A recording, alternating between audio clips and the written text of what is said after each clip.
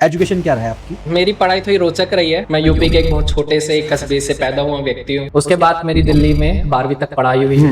मेरी कॉलेज तमिलनाडु से हुई है, कोयम्बतूर से। बैंक वाले ने बोला तेरे माता पिता मर गए जो तू रोज आ जाता है। थोड़ा मैं भावुक हो रहा हूँ तो वो इंजीनियर तो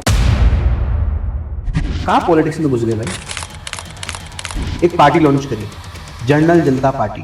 क्यों करी? क्या हुआ? ऐसा क्या दिक्कत हुई? वहीं पर मैं देख पा रहा हूं कि आपने बात अभी रखी कि ये लोग जातिवादी हैं। आप जनरल जनता पार्टी के नाम से बना रहे हो। आप सबसे बड़ी जातिवादी तो आपकी पार्टी लॉन्च हो रही है।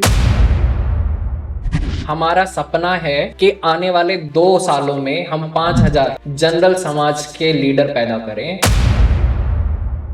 आंदोलन का जो पर्पस होता है ना, समाज को जगाना होता है। बहुत सारे लोगों का तो ऐसा कहना है कि आंदोलनों से होता क्या है कि हमारे जितने भी स्वर्ण समाज के लोग हैं उन सबको लीडर बनना है। वो इसलिए चाहते हैं क्योंकि अपना चेहरा चमका सके, वो लोगों को बता सके कि वो कितने बड़े मॉडल हैं, उनका चश्मा कितना महंगा है। इसलिए उनको माइके चाहिए थे। ये जो बोलते हैं ना कि भैया हम तो अपने समाज के लिए आवाज उठाते हैं, इन लोगों से एक फ्लाइट बुक नहीं हुई।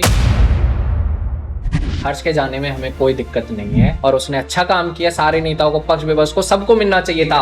पर हर्ष को अपनी शर्तों पे मिलना था कि भैया 80 साल से तो रिजर्वेशन मिल रहा है, 80 साल में दिक्कत होगी। 2000 सालों तक आपने पानी नहीं पीने दिया यार। वहीं पर आप ST के खिलाफ है। वो एक्ट उनको सुरक्षा कवच है। UGC इतने अच्छा कानून है यार। आप इतना बढ़िया कानून लॉन्च करा मोदी जी की सरकार ने। आपको सच बात बताऊं, जनरल समाज देश का 3rd क्लास सिटीजन बन के रह चुका है यार। FIR करवाए बैठे और हमारे, मुझे तो पता नहीं था कि अपराधी के साथ आज पॉडकास्ट हो रहा है। अंत में हमारे चैनल को सब्सक्राइब करने के लिए बोलिए। काफी ऐसे कम लोग हैं जो गरीबों की हक के लिए उनको मंच देते हैं, बिना जात पात देखे, बिना कोई एजेंडा देखे। तो मैं अतुल भाई का दिल से धन्यवाद देना चाहूंगा। नमस्कार दोस्तों, पूरे देश में लगातार रिजर्वेशन के ऊपर चर्चाएं जोरों पर है।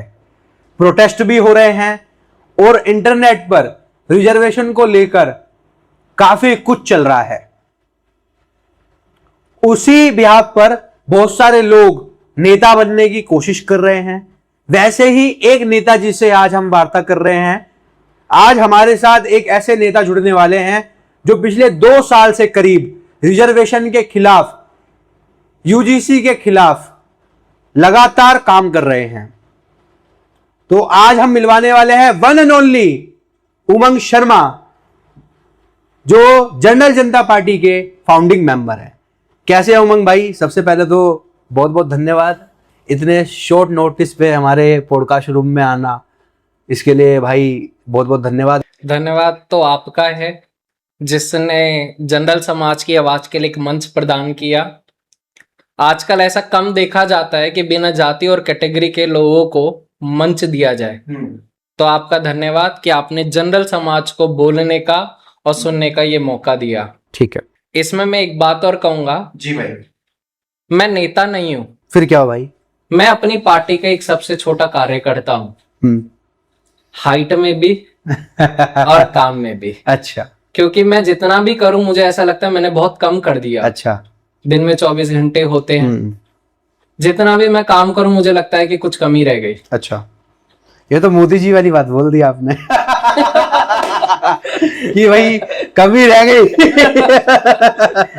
क्योंकि कमी तो वही करते हैं वो कमी बोलते हैं। हाँ। लेकिन कमी उनकी पॉलिसीज में है। अच्छा, नहीं उस पर हम आएंगे। अभी हम शुरू से शुरू करना चाह रहे हैं।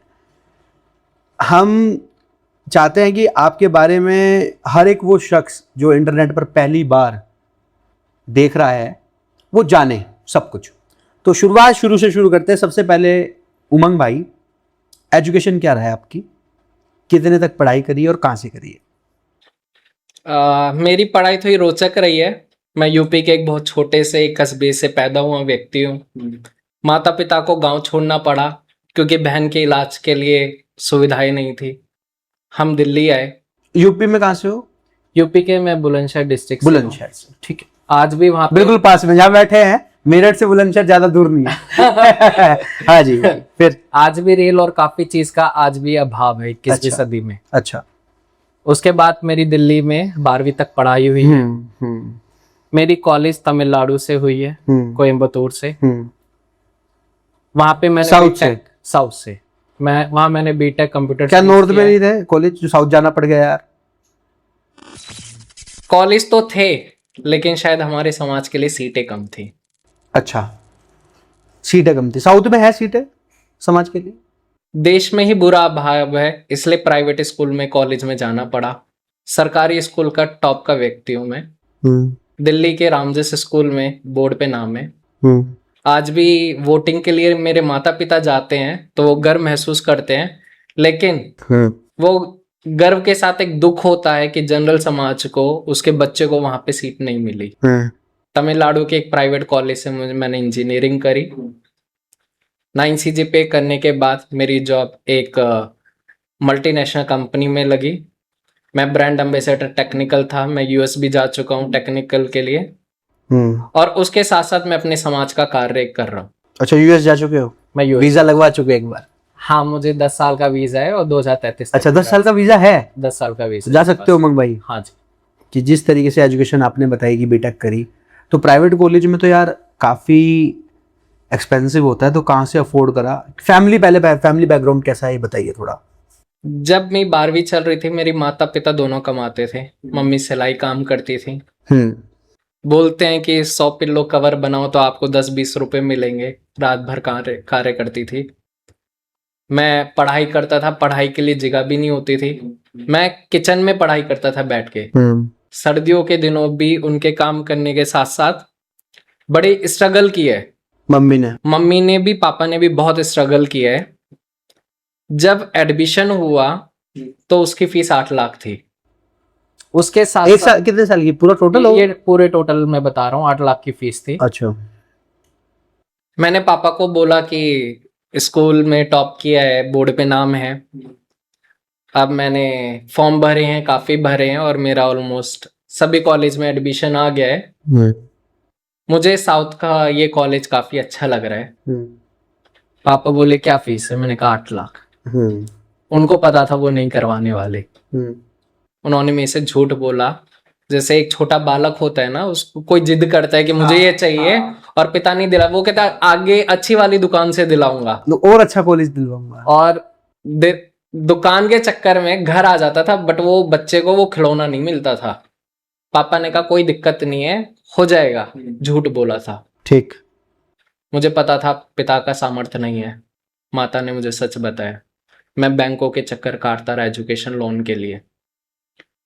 मैंने एजुकेशन लोन अप्लाई किया, उन्होंने कहा घर या कुछ होना चाहिए तभी आपको मिलेगा। साफ मना कर दिया। मैं जब एक और बैंक में गया, बैंक वाले ने मुझे बोला तो छोटा सा तू हमेशा आ जाते, तेरे माता पिता कहाँ हैं? मैं उनको कैसे बताऊं? माता पिता हर दिन काम करके घर का पालन करते, एक दिन की छुट्टी भी उनके लिए काफी मेहनती है। बैंक वाले ने बोला तेरे माता पिता मर गए जो तू रोज आ जाता है। मैं घर गया, मैंने पापा को बोला। पापा आए और बैंक वालों ने उनको मना कर दिया, लोन देने के लिए मना कर दिया। और मैं बाहर था और पिता ने मेरे से झूठ बोला कि इन्होंने बोला है आ जाएगा। मेरी कॉलेज के एडमिशन की सारी तैयारी चल रही थी, मैं सपने सजो रहा था। सपने सजोते हुए बच्चे में आता है ना जोश, कि मैं पूछ के आता हूँ बैंक वाले भैया क्या हुआ, और उन्होंने बोला हमने आपके पिता को तो बोल ही दिया था कि नहीं मिलेगा। उस बीच मेरा दिल टूट गया। मैं रात को पापा से बहुत रोया। मैंने कहा बचपन से आपने मुझे कुछ नहीं दिलाया, लेकिन ऐसा क्यों? उन्होंने कहा घर का सामर्थ्य नहीं है। तब पिता ने रिश्तेदारों से और बैंक के कर्मचारी जो मैनेजर थे वो काफी अच्छे थे, उन्होंने रिटायरमेंट होते पहले अपनी गारंटी लगा के मुझे लोन दिलवाया। शायद हमारे समाज के अच्छे लोग ना होते तो मैं यहाँ नहीं पहुंच पाता। अच्छा, उन्होंने अपनी गारंटी लगाई? उन्होंने अपनी गारंटी लगाई। मतलब जो व्यक्ति था अनजान था या कुछ? अनजान था, लेकिन शायद वो भी सवर्ण का दर्द समझता था, तो रिटायरमेंट से पहले उसने अपनी गारंटी लगा। क्या गारंटी लगाई उसने? उसने अपने जो पोजीशन है, अपनी सैलरी है, अपने कुछ डॉक्यूमेंट लगाए। मुझे इतना तो डिटेल नहीं, बट उन्होंने मुझे बताया कि बेटा ये लोन भर देना, गारंटी मेरी है। शायद मैं रिटायरमेंट। तो अभी लोन चल रहा है? हाँ, मेरा लोन चल रहा है। लोन चल रहा है, 8 लाख का लोन है। 4 लाख का लोन है, 4 लाख रिश्तेदारों से लिए थे। फैमिली मेंबर्स के सबके पैसे चले गए, सबके चले, लोन बचा हुआ है। लोन बचा हुआ है। और आपको इसमें एक बात और बताऊं, देश में कार के लिए 7 से 8% ब्याज दर होगा, एजुकेशन के लिए 14%। भाई मुझे पता है भाई, 14 है। और ये सरकार बोलती है शिक्षा पे काम कर रहे हैं। ये दुख की बात है। सवर्ण समाज में आज छात्रों ने जो नीट पे प्रोटेस्ट किया या बाकी लोग कर रहे हैं, उनको पता है शिक्षा का कितना जरूरत है और कितना सपोर्ट मिल रहा है। तो भाई उमंग, काफी कुछ फैमिली बैकग्राउंड के बारे में आपने बताया कि एक जीसी सामान्य वर्ग के लिए आज पढ़ना कितना मुश्किल हो चुका है इस देश में। बिना किसी के, अगर पैसा ना हो तो वो पढ़ ही नहीं सकता, कॉलेज में एडमिशन ही नहीं हो सकता। ठीक है, तो यार आदमी जब इतना प्रेशर में होता है कि 4 लाख लोन चल रहा है, ठीक है, लोन भी देना है, फैमिली ने जब इतना कुछ काबिल कर दिया, बीटेक करा दी। बीटेक किससे करी आपने? कंप्यूटर साइंस इंजीनियर, सीएस से बीटेक करने के बाद आदमी सोचता है, घर वाले सोचते हैं कि भाई हमारा लड़का है जो अब कमाएगा। कहाँ पॉलिटिक्स में घुस गए भाई? क्या नीड आन पड़ी कि जर्नल की आवाज उठाते फिर रहे हो? क्या आवश्यकता आन पड़ी भाई, बताओ। ये बहुत प्यारा क्वेश्चन पूछा है। जब इंजीनियर बना ना, तो जो पहली जॉब का आईडी कार्ड था मैंने पापा को पहनाया। मेरे पापा जहाँ पढ़े लिखे नहीं है। मैंने उनको बोला कि पापा अब कोई आपसे पूछे तो बोलना मैं इंजीनियर बन गया। थोड़ा मैं भावुक हो रहा हूँ, तो वो इंजीनियर, तो उनको बोला कि अब आप बोलना कि आप इंजीनियर बन गए हो। तब पापा ने रिप्लाई किया कि उमंग बेटा तू तो इंजीनियर बन गया, याद रखना उस व्यक्ति को जिसने एजुकेशन लोन अपनी गारंटी पे कराया, उसके सपने को। और ऐसे बहुत सारे लोग हैं जो इंजीनियर बन सकते हैं, उनके लिए भी कार्य करना। क्योंकि हमने अपने बचपन से आज तक, हमें कोई ज्यादा बड़े सपने नहीं है, तो उनका ये है कि जितना कट जाए उसमें और उसके बाद समाज के लिए करना है। ये पापा ने बोला? ये मेरे पापा ने बोला, शुरू से मुझे बोला। हमारे बचपन से ही जो परिवार है ना, उसमें ये संस्कार दिए जाते हैं। और ये भारत की भूमि और जो हमारे समाज का, भारत का समाज है, अपने बच्चों को यही सिखाता है।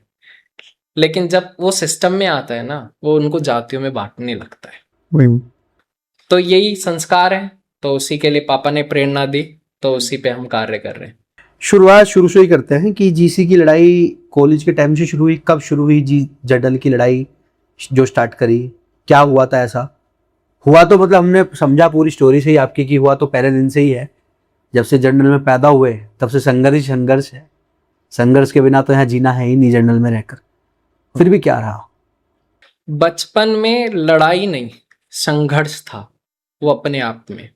उस बीच में मेरा फोकस था कि मैं अपने माता पिता को, उनके जो सपने हैं, जिस कार्य के लिए मैं आया उस कार्य को मैं करूं। तो परिवार से 2000 किलोमीटर दूर होने के बाद भी मैं उनके सपनों को डेली देखते हुए उस पर कार्य करता था, पढ़ाई करता था। और उसके साथ साथ कॉलेज में ऐसे बच्चे थे जो किसान थे, तमिलनाडु केरला के आदिवासी लोग थे। वही मुझे पेन फील होता था उनके लिए भी कि 8 लाख रुपए कैसे कर रहे हैं। मैं उनको भी पढ़ाता था जो फेल हो जाते थे। मैंने काफी बच्चों को कॉलेज में भी पढ़ाया, जूनियर्स को, सेम बैच को भी मैंने पढ़ाया है। और जो उम्र से बड़े थे, जो रह जाते थे, मैंने उनको भी पढ़ाया है। तो उस बीच में मेरा सिर्फ अपने पे फोकस था, अपने आप को बिल्ड, उसके साथ अपने सराउंडिंग को बिल्ड करने पे था।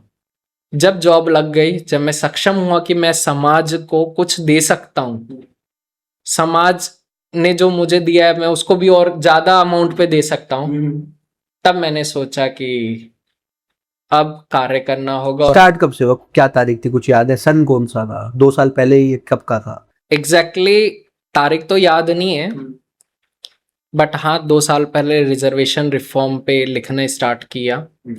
हमने वेबसाइट बनाई reservationreform.org। ठीक है। इतनी प्रीमियम लोग वर्ड यूज करते हैं। ये 2 साल पहले का सपना था। जो डोमेन लिया, वेबसाइट बनाई, डोमेन लिया हमने GoDaddy से, होस्ट किया उसको, ओके, आर्टिकल उस पे, सर्वे स्टार्ट करे, और उस पे हमने काफी लोगों को अवेयर किया। ठीक है। मेरे पास ना एक आपका लिंक आया था आज से 1.5 साल पहले कि कोई बंदा है रिजर्वेशन के ऊपर बात कर रहा है। हम भी बात करते थे, तो आपको पता है आज तो बात हर तीसरा बंदा कर रहा है, आज तो बड़े बड़े नेता बन रहे हैं लोग। पर आज से 1.5 साल पहले, 2 साल पहले कोई बात करने को तैयार नहीं था रिजर्वेशन पर। रिजर्वेशन पर कोई बात करता था, लोग उसे, अपने समाज के लोग कहते थे, इतनी हीन भावना से देखते थे, बात गलत है सही है, हाँ, ये होता था। सही बात है। उस वक्त मेरे पास किसी बंदे ने एक लिंक भेजा कि भाई ये लिंक है, आप इसको जो इस फॉर्म में डिटेल्स फिल कीजिए, उसमें नेम वगैरह सब कुछ था। तो मैं कह रहा यार इससे हो क्या जाएगा, मैं कहा यार क्या करवा रहा है ये, क्या है, क्या इन्फॉर्मेशन कहाँ दे रहा है मेरी। तो एक तरीके से मैंने उसको इग्नोर टाइप कर दिया उस बंदे को। वो लिंक आया था, वो लिंक आपका था जो आपने कुछ करवाया था, शायद क्या करवाया था फर्स्ट टाइम, पटिशन फाइल करवाई थी। फिर मेरे को वो दोबारा बंदा जो था वो दोबारा बोलने लगा भाई क्यों नहीं करा, फिर वही मेरे को इतना बोल रहा था, मैंने कर दिया। तो पेटिशन फाइल पहली बार करी आपने, तो क्या रिस्पॉन्स रहा था उस वक्त, क्या था पूरा? हमें पिटीशन में बहुत अच्छा रिस्पॉन्स मिला। हमने 2 साल में 1 लाख लोगों से पिटीशन साइन 1 लाख? 1 लाख 2 साल में। ये पूरा ऑनलाइन बेस है? ये पूरा ऑनलाइन बेस है। और लास्ट 1 महीने में जो हमने 2 साल में 1 लाख किया था, लास्ट 1 महीने में 2 लाख काउंटिंग एक्स्ट्रा किया है, टोटल 3 लाख। मतलब लास्ट 1 महीने में जो ये एकदम आग निकली, 1 महीने में सीजेपी के प्रोटेस्ट के बाद लोग रिजर्वेशन की बात करने लगे, तो 2 लाख और लोगों ने पिटीशन कर दिया, और लोगों ने पिटीशन साइन करी। उसके साथ साथ आरक्षण हटाओ आंदोलन के लिए भी हमने पिटीशन साइन करी, वो 1,10,000 क्रॉस कर चुकी है इसी में। हाँ जी, वाह। तो वहीं पर सबसे पहले एक मैं देख रहा था काफी सारे मूवमेंट आपने शुरू करे, एक जीसी मूवमेंट करके पेज आपकी टीम ही संभाल रही है वो, एंड लगातार उस पर मैं देखता हूँ कि लगातार जर्नल की वो आवाज़, जो आवाज़ कहीं पर भी उठाई नहीं जा रही, वो वहाँ पर वो आवाज़ उठाते हैं, अपनी बात रखते हैं। तो कैसे जीसी मूवमेंट शुरू करा, कैसे क्या घटना घटित हुई? क्योंकि सबसे पहले तो जीसी मूवमेंट ही था आपका, सभी जानते हैं वो आपकी टीम का ही पेज है, कैसे स्टार्ट हुआ? जब हम रिजर्वेशन रिफॉर्म पे लिख रहे थे 2 साल से, उसी बीच यूजीसी रोल बैक का प्रोटेस्ट कॉल हुआ। मैं भी उसका हिस्सेदार था, मैंने भी उसमें था, मैं हाउस अरेस्ट था। जो प्रोटेस्ट को कॉल किए थे उन्हीं के सब लोगों के साथ था। ठीक है। तब समझ में आया कि रिजर्वेशन में लिखने के साथ साथ समाज के लोगों को यूनाइट करना बहुत जरूरी है। ठीक है। तो जीसी मूवमेंट जो जनरल कैटेगरी के सारे लोगों का मूवमेंट है, उनको यूनाइट करने के लिए एक संगठन की जरूरत है। तब हमने वो संगठन जीसी मूवमेंट के तौर पे बनाया। और हमने उस पे जीसी से रिलेटेड सारे topic, reservation, SC ST act और हमारे लोगों के साथ जहां भी भेदभाव होता है, हम उसको उजागर करते हैं। ठीक। उसके बाद जैसे जैसे प्रोसेस में देख रहा था, आपकी पूरी जर्नी देख रहा था, आपने अभी 2 महीने पहले, शायद 2 महीने भी, शायद 1 महीना हुआ है, एक पार्टी लॉन्च करी, जनरल जनता पार्टी, GJP। क्यों करी, क्या हुआ, ऐसा क्या दिक्कत हुई कि एक पार्टी बना रहे हो यार, जहां घर वाले भेज रहे हैं पढ़ने के लिए, कह रहे हैं भैया पढ़ाई कर लो, आप पॉलिटिक्स में उतरने को तैयार हो रहे हो? उतर चुके हो तारी यार, क्या उतर गए हो? लोगो लगा लेके आया भाई, लोगो बना के लेके आया, लोगो वाली टी-शर्ट पहन के आया यार। तो क्या हुआ ऐसा? सारी पार्टियों के लिए रिजर्वेशन एक वोट बैंक का एक हथियार है।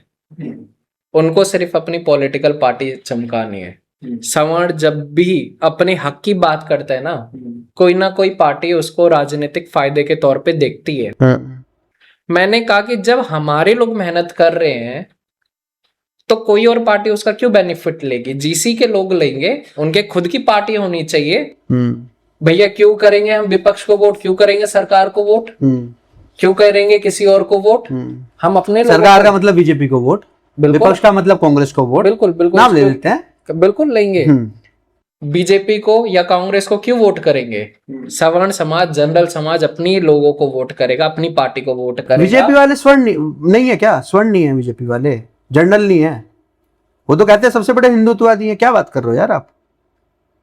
कहने को तो भैया वो बहुत कुछ कहते हैं, कहने को तो वो तो कहते हैं देश में शिक्षा बहुत बढ़िया है, कहने को तो कहते हैं कि भैया स्कूल बहुत अच्छे हैं, कहने को तो कहते हैं भैया गुजरात में बहुत बढ़िया पुल हैं, इलेक्शन के समय ढह जाते हैं, कहने को तो कहते हैं कि भैया बहुत डेवलप हो गया है, शाइन इंडिया हो रहा है। कहाँ साइन हो रहा है भाई? हम तुम्हारे पास आते हुए भी इतनी तो रेड लाइट नहीं थी जितने गड्ढे थे पूरे में, हर एक कदम पे। पद यात्रा अगर कोई व्यक्ति करता ना, उनके सारे पग गड्ढे में जाते, तो कैसे आता? तो इन लोगों से कुछ नहीं होना। ठीक है, ये कोई भी समाज हो, जनरल हो, ये हो, कोई भी, हमें क्या मतलब है, लेकिन एक समाज में बता सकता हूं, ये जात पात का समाज है, हर पॉलिसी में जातियां गढ़ता है ये। कौन? भाजपा सरकार। भाजपा सरकार हर पॉलिसीज में जातियां गढ़ती है, ज्यादा जातियां गढ़ती है। कांग्रेस नहीं गढ़ती थी क्या? खुलकर बोलो, कोई टेंशन नहीं है, बताओ।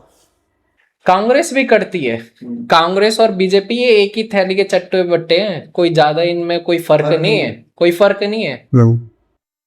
वो एक लाएगी रिजर्वेशन 70 करेगी, दूसरी 80 करेगी, फिर तीसरी 90 लगी। इनमें तो कंपटीशन है कि कौन ज्यादा जातिवादी पार्टियों से बना हुआ है।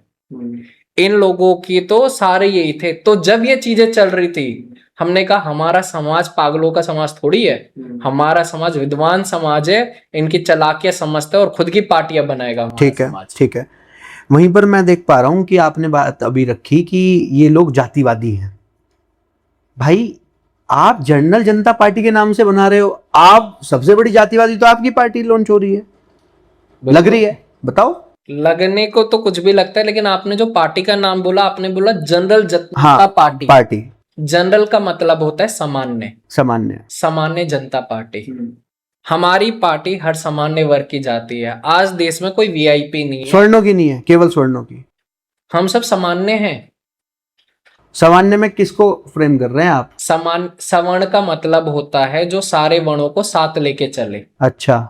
सामान्य भारत में कोई वीआईपी नहीं है। मोदी जी बोलते हैं, राहुल गांधी बोलते हैं, 10-10 गाड़ियों में चलते। जो पॉलिटिक्स में आए थे कह रहे थे भैया हम गाड़ी नहीं लेंगे, बंगला नहीं लेंगे, वो सब लेके चल रहे हैं। ये तो सारे वीआईपी हैं। हम लोगों ने सामान्य लोगों की पार्टी बनाई है, जनरल लोगों की पार्टी बनाई है। भारत का हर व्यक्ति सामान्य है, जिसकी आवाज कोई नहीं है उसकी आवाज हम बनेंगे। अच्छा। आज तक देश के बहुत बड़े वर्ग को, उनकी आवाज को कोई उठाने वाला पैदा नहीं हुआ है। एक्टिंग सब करते हैं लेकिन कोई नहीं उठाता है। ठीक है। उसी के लिए उन लोगों की पार्टी जनरल जनता पार्टी बनाई कि जिसका कोई नहीं है उसके हम है। कुल मिला के ये जातिवादी नहीं है। बिल्कुल जातिवादी नहीं है। क्या मुसलमानों के लिए पार्टी है या नहीं है? एक ऐसा सवाल जो बहुत सारे लोग जो सोच रहे होंगे, बात सोच रहे होंगे कि इस पे होनी चाहिए। आपने बोला कि ये पार्टी जातिवादी नहीं, तब मुसलमानों की आपने बात करी। हाँ। ये जातिवादी नहीं, ये धर्म का एंगल है। और हम बताएं, हम जातिवादी नहीं, हम भारतीयवादी हैं। मुसलमान भी आपकी पार्टी में आ सकते हैं अगर वो आपके जो मेन कोर इश्यूज हैं उन पर वो सहमति रखते हैं। बिल्कुल बिल्कुल।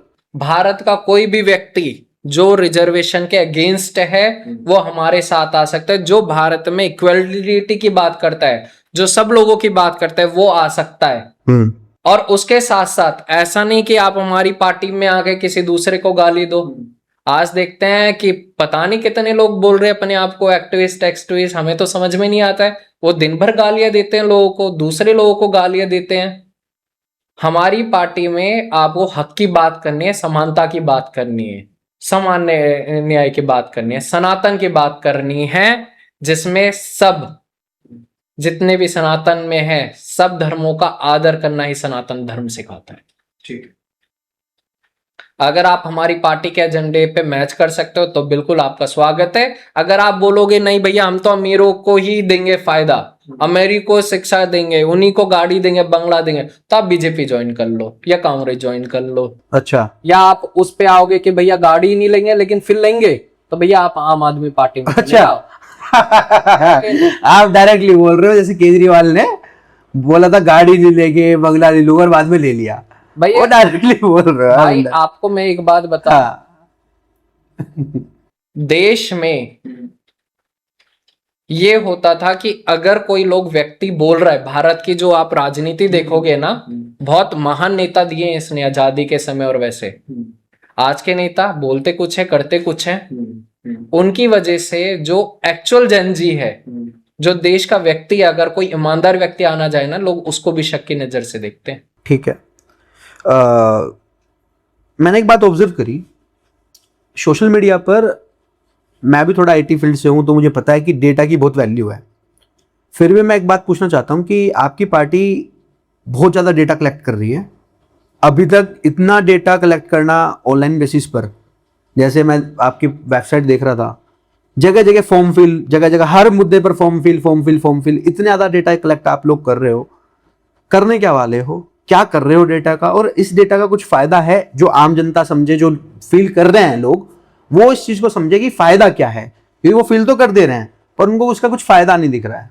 जो डेटा पे हमारी पार्टी वर्क कर रही है, क्योंकि जब आप रिजर्वेशन और सारी चीजों पे बात कर रहे हो तो आप मैथमेटिक्स में बहुत स्ट्रांग होने चाहिए। आपको एक एक परसेंटेज की वैल्यू, एक एक डेटा का पता होना चाहिए। आज देश में हमने देखने की कोशिश करी कि कितने लोग रिजर्वेशन के खिलाफ हैं, कितने उसमें क्रीमी लेयर चाहते हैं, कितने उसमें पूरी तरीके से बदलाव चाहते हैं, कितने चाहते हैं कि डस्टबिन में डालो नई चीज लाएंगे। हमारी पार्टी इसलिए सब पे राय पूछती है, ओपिनियन पूछती है। रही पार्टी के मेंबरशिप पे, लोग आते हैं, डेटा भरते हैं, आईडी कार्ड भी जनरेट होता है। वो ये पता करने के लिए कितने लोग ऑर्गेनाइजेशन के बाद लीडर भी बनना चाहते हैं।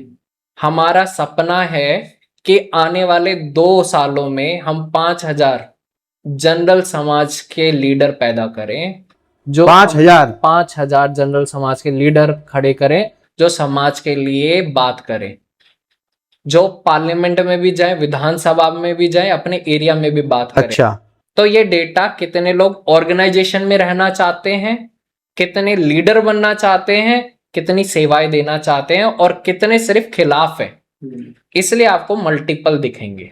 तो ये डेटा लेने का कारण यही है कि आपको ओपिनियन लेने हैं लोगों के। तो क्या आया रिजर्वेशन पर लोगों की, क्या क्या ओपिनियंस हैं, क्या मेन है? क्रीमी लेयर, रिफॉर्म्स की बात कर रहे हैं, हटाने की बात कर रहे हैं, रिमूवल की बात कर रहे हैं, क्या है? हमने इस डेटा में एक बात पाया कि जितने लोग हटाने की बात कर रहे हैं ना, उतनी रिफॉर्म की बात कर रहे हैं। मतलब इक्वल है दोनों, ऑलमोस्ट इक्वल है।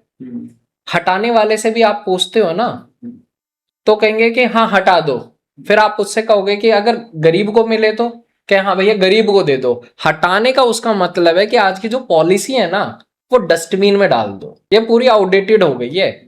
देश में जब आप आईटी की बात कर रहे हो, जब हर एक मिनट पे टेक्नोलॉजी बदल रही है, अपडेट हो रही है, तो अगर आप टेक्नोलॉजी में अपडेट नहीं होगे तो आपको बोलता है आउटडेटेड, कि भैया आप बहुत पीछे रह गए। बिल्कुल। देश में ऐसे बहुत सारी पॉलिसियां हैं जो आउटडेटेड हो चुकी हैं, 70 साल से उनको टच नहीं किया गया है। शायद पॉलिसी बना के ऐसी जगह रख दी है, वो धूल खा रही है, उसमें कोई रिफॉर्म नहीं हुआ है। तो उसमें अपडेटेड कराना हमारा मकसद है। तो काफी सारी बात आपके बारे में चर्चा हो गई और काफी और भी करेंगे, बट उससे पहले अभी रिसेंट में, अभी 3-4 दिन हुए हैं, एक प्रोटेस्ट हुआ 21 तारीख को, 21 अगस्त, चलो जंतर मंतर करके। और इस प्रोटेस्ट को हर्ष दुबे ने किया, वो भी हमारे साथ पॉडकास्ट में आ चुके हैं। इससे पहले हर्ष दुबे के साथ भी हमारा पॉडकास्ट हुआ। काफ़ी जोशीला लड़का मेरे को लगा, अपनी पर्सनल में ओपिनियन दूं भाई, काफ़ी जोश है अंदर, काफ़ी कुछ अंदर भरा हुआ है। और 21-22 साल का बच्चा अच्छा है, अच्छा काम कर रहा है और आंदोलन भी अच्छा किया। तो आप इस आंदोलन को, सबसे पहला क्वेश्चन मेरा ये है, जो अचानक से रिजर्वेशन की चर्चाएं चलने लगी और आंदोलन हुआ, तो आप इस आंदोलन को कहां देखते हैं, कैसे देखते हैं? आंदोलन बहुत जरूरी था। आंदोलन जैसे हम लोगों को अवेयर कर रहे थे, आंदोलन का जो पर्पस होता है ना, समाज को जगाना होता है, अवेयर करना होता है। बहुत सारे लोगों का तो ऐसा कहना है कि आंदोलनों से होता क्या है, अच्छा, आंदोलन में कोई मर कौन जाए। लोग हैं, नाम लीजिए। ये हैं कुछ मॉडल लोग हैं। 2-3 दिन पहले प्रोटेस्ट हुआ था, हाँ, तो आए थे, मॉडलिंग कर रहे थे प्रोटेस्ट में। अच्छा, लोग पूछ रहे थे कि पुलिस वाले भी पूछ रहे थे, अगर कोई यहाँ पे बाहर का आ जाए, हम कैसे पता लगाएं कि ये आपके प्रोटेस्ट का आदमी है या बाहर वाला आदमी है। तो प्रोटेस्ट के लोग बोल रहे थे, हमारे लोगों को पहचानना हो ना, पसीना देख लेना। अच्छा, जो पसीने में नहीं है ना, वो बाहर का व्यक्ति है, वो हमारे आंदोलन का व्यक्ति नहीं है। तो आंदोलन जब हम कर रहे हैं ना, हम जब लोगों को अवेयर कर रहे थे, हमारा काम क्या है, लोगों को अवेयर करना, क्योंकि हमारा ये मानना है चर्चा से ही समाधान निकलेगा।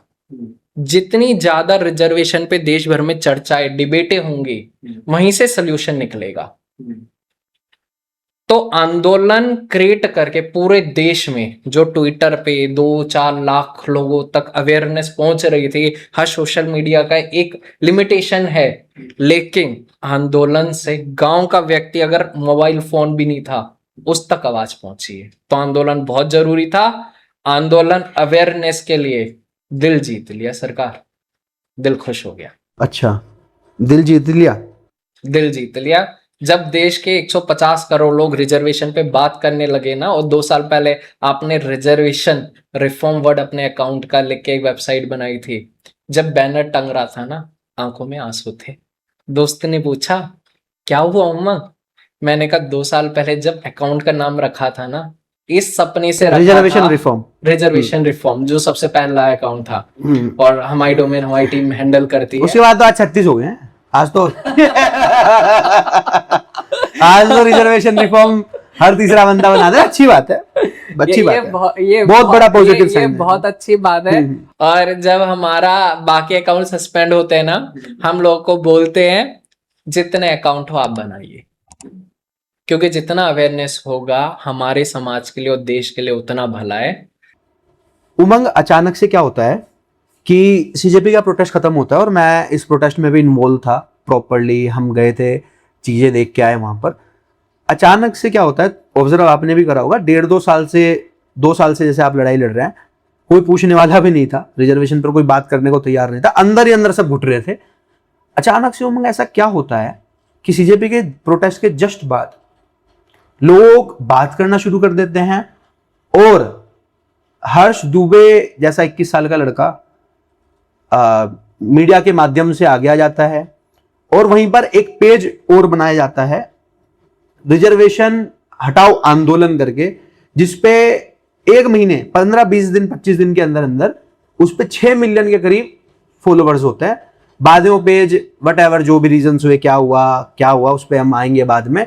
पर क्या ये अचानक से हुआ या प्री प्लान था? क्योंकि आप 2 साल से लगे हुए थे, आप पहले से लगे हुए थे, आप अच्छे से जानते हैं, तो क्या हुआ ये अचानक से कि इधर से एक पेज बन गया और इधर से एक हर्ष दुबे नाम का एक लड़का 21-22 साल का एकदम उठ के आया? रिजर्वेशन पे जब हम काम कर रहे थे तो हमको पता चला कुछ पार्टियां अपने हित साधने के लिए बहुत कार्य कर रही है। अच्छा, वो सिर्फ सवर्ण समाज को मूर्ख बनाने का काम कर रही है। अच्छा, मैं भगवान जगन्नाथ की यात्रा करके आया था, मैंने प्रार्थना करी रथ यात्रा में कि देश में जो सवर्ण समाज चाहता है वो मिले। हम जनरल जनता पार्टी बनाई हुई थी, वो अचानक से वायरल होने लगी, जिस पेज को हम मैं यहीं पर आपको रोक रहा हूं, माफी चाहूंगा। वायरल होने से पहले ये पूरा मैटर जब सीजेपी वाला आया, सीजेपी का पूरा मैटर क्लोज हुआ, उसके बाद ये उठा, तो ये उठने से पहले आपने बना रखी थी पार्टी? उठने से पहले, सीजेपी के उठने से पहले, वायरल होने से पहले हमने बना रखी थी। सीजेपी के वायरल होने से पहले या सीजेपी के बाद जो वायरल चीजें हुई उससे पहले आपकी पार्टी रिफॉर्म, मतलब थी, इंटरनेट पर आपने चीजें डाली हुई थी, डोमेन वगैरह सब लिया हुआ था। और आपको टाइमिंग अगर चेक करोगे, इस पेज बनने से पहले ट्विटर पे हमारी पार्टी जो 20 दिन 200 फॉलोवर पे थी, लास्ट 1 हफ्ते में 200 फॉलोवर 26,000 फॉलोवर पहुंच गए। ये बहुत, कितने में? 5 दिन में 200 फॉलोवर हमारे 26,000 फॉलोवर 5 दिन में? 5 दिन में। ये आग थी, जुनून था, क्या हुआ ये बहुत बेहतरीन था। उसके बाद अचानक से एक पेज उठता है 6 मिलियन वाला, 6 मिलियन वाला, इंस्टाग्राम पे। ठीक है। हमें नहीं पता कि कौन सी पार्टी ने बनाया, कांग्रेस का था, बीजेपी का था, भगवान जाने। ये तो बात हमें बहुत खुशी हुई, बहुत खुशी हुई कि हमारे समाज से लोग नए नए उठ रहे हैं। और ये देख के बहुत गर्व महसूस होता है, क्योंकि मैंने जब पेज बनाया था ना, मैंने अपने दोस्तों को बोला था कि जा 10 से 15 साल अपने लक्ष्य को प्राप्त करके हम आराम करने पहाड़ों में जाएंगे। क्योंकि पता है इस कर्म में आपको आराम नहीं मिलेगा, आपको दिन रात कार्य करना है। लेकिन जब हर्ष भाई ने, जो एक्चुअली में जुनून था, जो जेनजी का जब प्रोटेस्ट हुआ, नीट पे बात हुआ कि पेपर लीक हुआ है, और हमारे लोगों का अंदर एक भावना है जिसमें ये कहा जाता है कि पेपर लीक के साथ साथ सीट लीक, पेपर चोरी के साथ साथ सीट चोरी भी एक इशू है। ऐसा बच्चा भीड़ में आके रिजर्वेशन की आवाज उठाता है, और उसने जो क्रांति लाई, जो लोगों को अवेयर किया, दिल छू दिया भाई ने, और बहुत बेहतरीन किया, और प्रोटेस्ट कॉल किया जिसको सारे समाज ने सपोर्ट किया। लेकिन 5-6 मिलियन वाला पेज, जो जिस पार्टी का था भगवान जाने, एक पोस्ट नहीं हुई। किस पार्टी का था मैं पूछना चाह रहा हूँ? भगवान जाने नहीं, जानते आप हो, 2 साल से लगे हुए हो तो पता है क्या हो रहा है क्या नहीं। किस पार्टी का था? नाम ले सकते हो तो बता सकते हो। हमारे इधर बोलते हैं कि भाजपा के आदमी है, जिनको ड्रामे करने हैं, फिर से दोबारा मूर्ख लोगों को बनाना है। कुछ कहते हैं कांग्रेसी हैं, इनको भैया अपना हित साधना है, पीडीए करना है, फलाना ढिकाना करना है। मैंने भी ऑब्जर्व करा, कांग्रेसी तो लग नहीं रहा है। लेकिन वो पेज जिसके कोलैबोरेशन एक्सेप्ट कर रहा है, सबको पता है, जो हमारी वीडियोस देख रहे हैं सबको पता है वो व्यक्ति कौन है, जिसके कोलैबोरेशन एक्सेप्ट हो रहा है। जिन लोगों के, जिनके साथ वो पेज पूरा इन्वॉल्व हो गया, सबको पता है वो कि वो कौन है, क्या है, मॉडल है, क्या है ना। वो मॉडल यूजीसी के आंदोलन बहुत बढ़िया चल रहा था। अच्छा, नाम भी लेते क्या? नहीं। आप चश्मा देख लेना, हमारे आंदोलन में चश्मा लगा है, घूम रहा है वो व्यक्ति। उस व्यक्ति ने एक भी कोलैबोरेशन हर्ष भाई के एक्सेप्ट नहीं करा। जब आप समाज के लिए कार्य करते हो ना, सबसे आखिरी में अपने आप को रखना होता है। बिल्कुल। ये आंदोलन जो 10,000 लोगों का था, 1 लाख से और ऊपर लोग आ जाते। लोगों में आग भरी हुई थी, लोगों में जुनून था। ये मॉडल दिखने वाले लोगों ने एक कोलैबोरेशन एक्सेप्ट नहीं करा। यूजीसी के समय भी सवर्ण के आंदोलनों को वीक करने का काम किया, और ये वो पार्टी के पपेट बने हुए हैं, चमचे बने हुए हैं, जिन्होंने हमेशा सवर्ण समाज के लोगों को भ्रमित किया है। इसलिए हर्ष भाई या कोई व्यक्ति जो दिल से आवाज दे, आंदोलन बना दिया जाता है, लोगों को अवेयर कर दिया जाता है। जैसे आंदोलन की बात हो रही है और हर्ष भाई की लगातार बात आप कर रहे हो, तो 2 नाम हमें नहीं भूलने चाहिए, क्योंकि मैं भी थोड़ा सा इन्वॉल्व था इसमें। एक तो शिवम ठाकुर और एक सुमित शर्मा। ये दोनों मेरे हिसाब से, जितना मैं समझ पाया, दोनों कंधे से कंधा मिला के हर्ष के बिल्कुल साथ चल रहे थे। कैसे देखते हैं इन दोनों भाइयों के बारे में थोड़ा बताइए। मैं उनसे मिला, मैंने बहुत हम्बल व्यक्ति पाए दोनों। जब मैं आया, पुणे से मैं आया, मेरा शिवम भाई गेट पे मिले, और आप यकीन नहीं करोगे, हम गेट पे थे, शिवम भाई पानी के लिए भी, प्यास लगती थी, होठों से पता चलता था, लेकिन लफ्ज पे नहीं आते थे, क्योंकि इतना काम करते थे। हर व्यक्ति जो आंदोलन में आ रहा है उसका वेलकम करना, अच्छे भाव से रखना। उस कोई बोले कि मैं नेता हूं, हाँ जी आप ही नेता हो, आप सिर्फ आंदोलन को सपोर्ट करो, ऐसे व्यक्ति आके इस आंदोलन को सच में आंदोलन बनाते हैं। और मैं एक बात बोलूं, बहुत बेहतरीन व्यक्ति, और हमारे समाज में ऐसे ही लोग चाहिए यार। वो तो है, पर परसों तरसों जो हुआ ना, 21 तारीख को जो हुआ, और मैंने शिवम भाई को जिस तरीके से रोड पे घसीटता हुआ देखा, हम वहीं पे थे, वहीं पर हम साइड में खड़े थे, पर इतनी हम लोगों के अंदर नहीं थी कि हम जा रहे थे, पुलिस ने चारों तरफ से घेरा बनाकर उन्हें जो जिस तरीके से घसीटा, वो बहुत मतलब बहुत ही पीड़ादायक था, क्योंकि इस आंदोलन से बहुत लोग 21 तारीख के आंदोलन से अपना चेहरा चमका के गए हैं, पर रियलिटी में जिस व्यक्ति ने सबसे ज्यादा काम किया वो शिवम ठाकुर और हमारे सुमित भाई थे। क्या कहना चाहेंगे? समाज के लिए कार्य करने वाले को इतना दमन करके दिखाना, सरकार के द्वारा लाठी चार्ज करना, हमारी माता बहनों पे करना, ये बहुत शर्मनाक था। हमें समझ में नहीं आता ऐसा क्या जरूरत आन पड़ी इनको, जो दंगाइयों को 12-13 दिन प्रोटेस्ट के दे देते हैं, हमको 12 घंटे भी नहीं देते। हमें 12 घंटे भी नहीं देते, हमारे लोगों को खींचा जाता है। और आप यकीन नहीं करोगे, जो प्रताड़ित हुआ उसके बाद जब अगले दिन शिवम भाई और सुमित भाई ने सोचा कि जिन लोगों उनको प्रताड़ित किया गया है, जिनको चोटें दी गई हैं रात भर, अपने उन लोगों से पास जाके उनका दर्द महसूस कर सके, अपनी आंखों से देख सके कि कितना बेरहमी से सरकार ने कार्य करा है। सुमित भाई और शिवम भाई, इनको बेरहमी से इतना प्रताड़ित करा गया, रात भर जो हमारे लोगों पे जुर्म ढाया गया वो मैं आपको बयान नहीं कर सकता। और उसके अगले दिन जब शिवम भाई और सुमित भाई अपने लोगों से मिलने जाने लगे कि कितना उनको बेरहमी से दबाया, कुचलाया है, कहाँ जख्म है, उनकी पीड़ा को सुन सके, क्योंकि हमारे समाज की माता बहनें 2-2 दिन से कुछ नहीं खाई थी। कुछ लोग गरीब थे, पैदल चल चल के आए थे राजस्थान हरियाणा से। जब वो घर से जाने लगे उनको देखने के लिए, हम उन लोगों को, हमारे लोगों को कि देखने का भी राइट नहीं दिया इस सरकार ने। उस पर हम आएंगे अभी जो हुआ, पर मैंने एक बात ऑब्जर्व करी और काफ़ी कुछ इंटरनेट पर ये चीज़ हुई कि व्यवस्था बहुत बकवास थी, बहुत बेकार व्यवस्था थी, कि पानी की व्यवस्था नहीं कर पाए और पानी की व्यवस्था हो नहीं पाई या कर नहीं पाए, वट जो भी। साथ साथ जो लीडरहीन एक नैरेटिव, एक मैसेजिंग ये गया कि ये पूरा प्रोटेस्ट लीडरहीन था, कोई भी किसी की नहीं सुन रहा था, सब अपनी अपनी चला रहे थे। तो आपका क्या मानना है इसके ऊपर? व्यवस्था तो खराब थी, व्यवस्था और अच्छी हो सकती थी।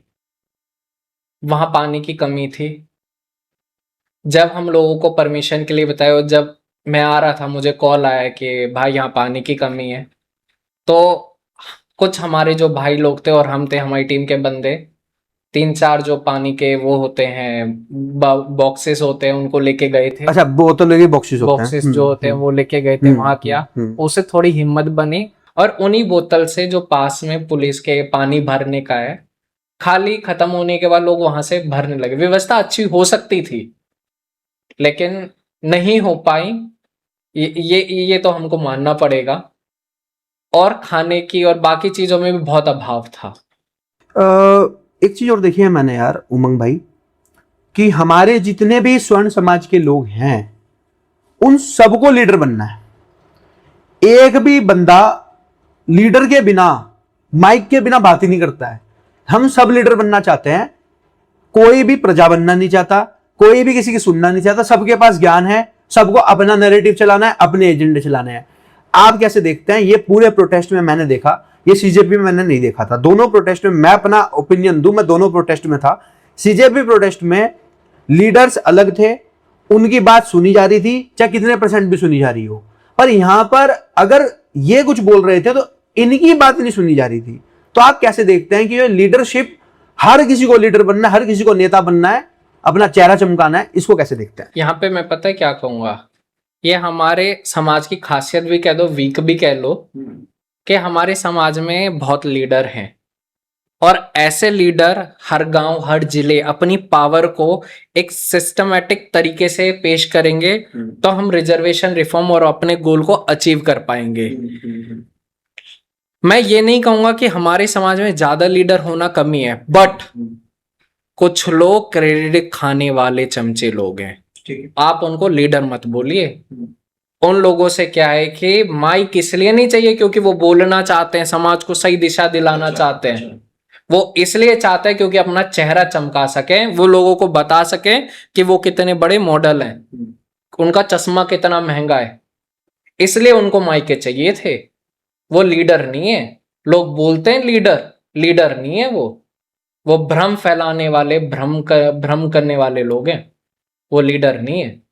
हमारे समाज के जो लीडर थे वहां पे सब नीचे बैठे थे।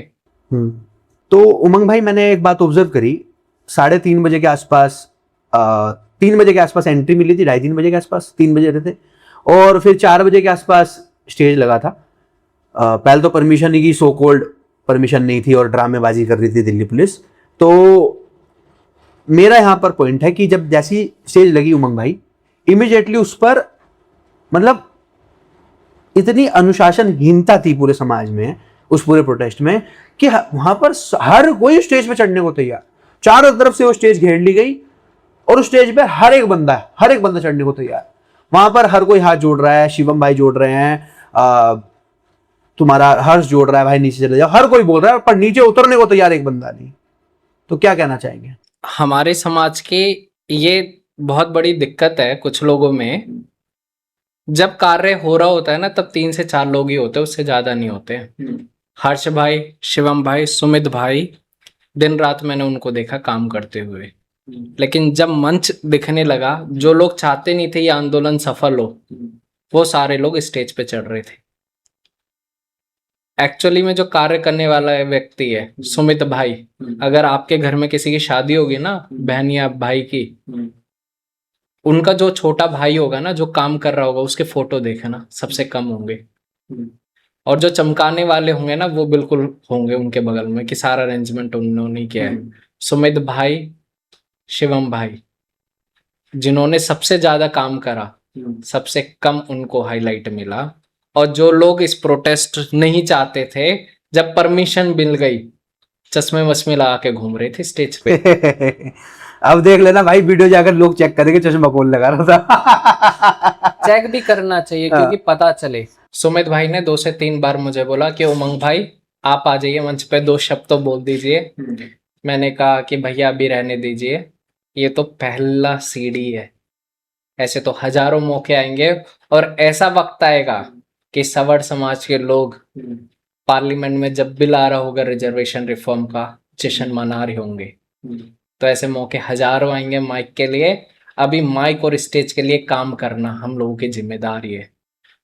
और जिन लोगों को फ्रेम चाहिए, स्टेज पे चाहिए, चढ़ने दीजिए, कोई दिक्कत नहीं है, समाज समझता है हर चीजों को। ठीक है यार, पूरा आंदोलन हुआ, तो इस पूरे आंदोलन को सरकार ने पहले दिन से कुचलने की कोशिश करी।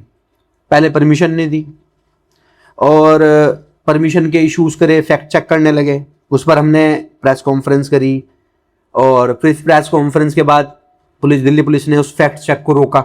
फिर उसके बाद वो पोस्टों पे आना बंद हुआ, हमारी पोस्ट पे किसी पे भी नहीं आया। फिर जब हमने प्रेस कॉन्फ्रेंस करी और बोला कि दिल्ली पुलिस को अधिकार ही नहीं है, परमिशन दे, सुप्रीम कोर्ट का आदेश है, हमारे पास प्रोटेस्ट साइड है, वो कोई भी प्रोटेस्ट कर सकता है, कोई भी अपने इश्यूज को उठा सकता है, सुप्रीम कोर्ट ने 2018 से कर रखा है।